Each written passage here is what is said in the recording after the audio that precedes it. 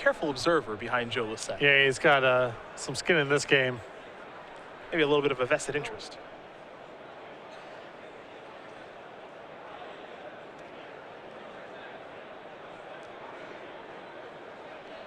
A ward of the first tree is where things will begin here for game number 3.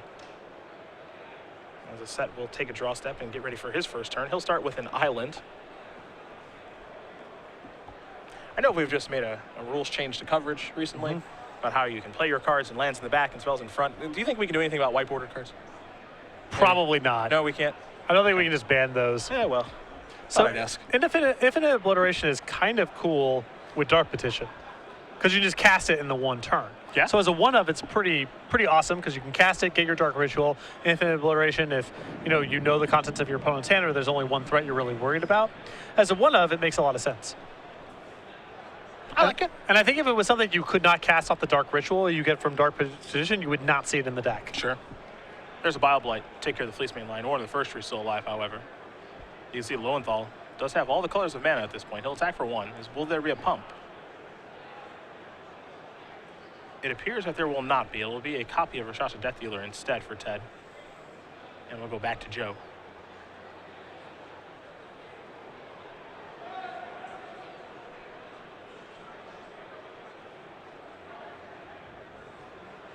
And Joe will draw.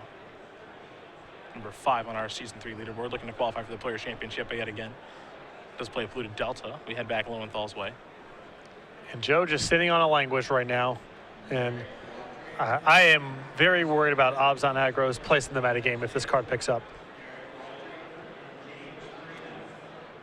It makes it very tough for this deck to be really good. You look at, Rakshasa Death Dealer, there's a Valorous stance in Ted's hand. These are the cards you used to turn to protect you from cards like Crux of Fate and End Hostilities, and they offer no help here.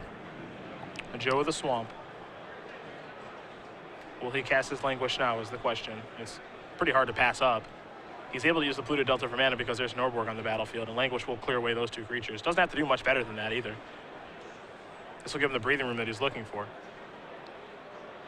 Fleece main line the draw. We could also see a Tasker here in just a moment.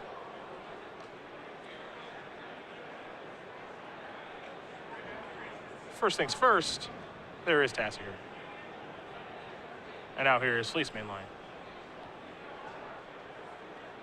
So Ted able to rebuild his board pretty quickly. Unless that will draw a card.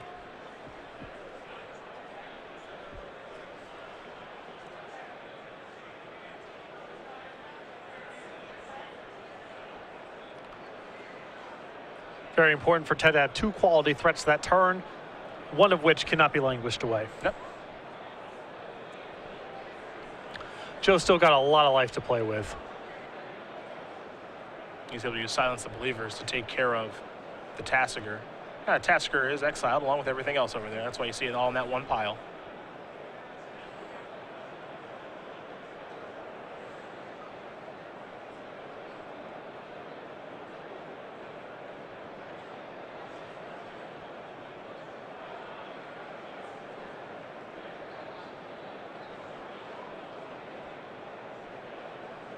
There's 4 mana for Loewenthal.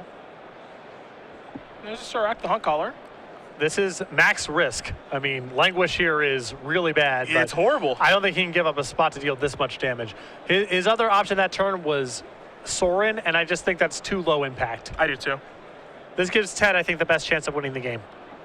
Hit for 8 is a lot. Lossett's already done. He's down to 7 now.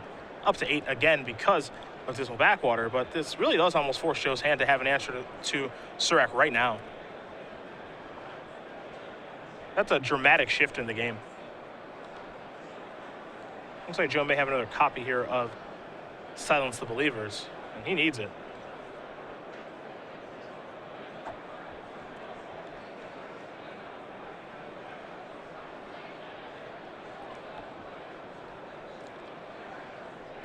But let's say he uses Silence the Believers on Surak. At that point, let's say Ted draws an untapped 5th land. He goes Monsters to the Fleece Main Lion. You go to 4. Now the Fleece Main Lion's lethal, and you might not have an answer in your hand. So it's not even as simple as use a kill spell on Surak right here, even though I feel like that's Joe's turn probably needs to start there. Yeah, I think so.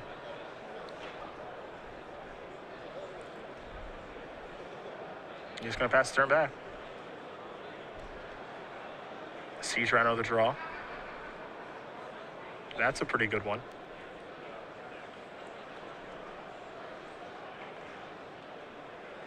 Here's the attack. They're silence believers. And the reason that Joe had to wait like this is because if he just casts it right away and Ted plays another, it's lethal. It's game over. Yep. So he has to wait like that. Now here's Rhino. And Joe going to go down to 2. And now Languish is no good. Yep.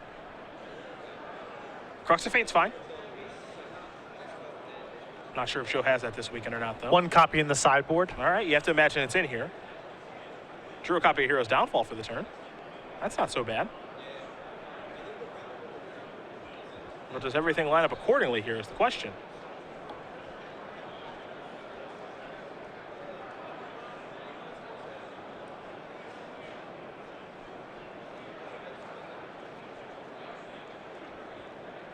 Joe taking a look at the board.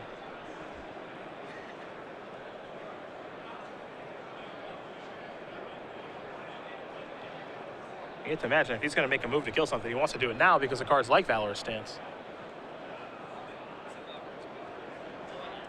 But also when he puts the shields down on his ability to represent counter spells, then Ted has an easy opportunity to play any haste threat that he wants, bestow a boon satyr, whatever. Yep. To some extent, Joe needs to keep up appearances. Yeah, he does nothing to keep up at this point. He's just going to extend the hand. Ted Loewenthal is going to win this match here over Joe Lossett, 2-1. Abzan Aggro going to take care of Blue-Black Control. And even though Lossett was able to resolve a Languish against Abzan Aggro, Ted was able to rebuild pretty quickly and take advantage of it. Yeah, I mean, the Tassiker there was very important for Ted to have on the follow-up there, and Surrak dealt a lot of damage. Yeah, that was a huge shift in the game.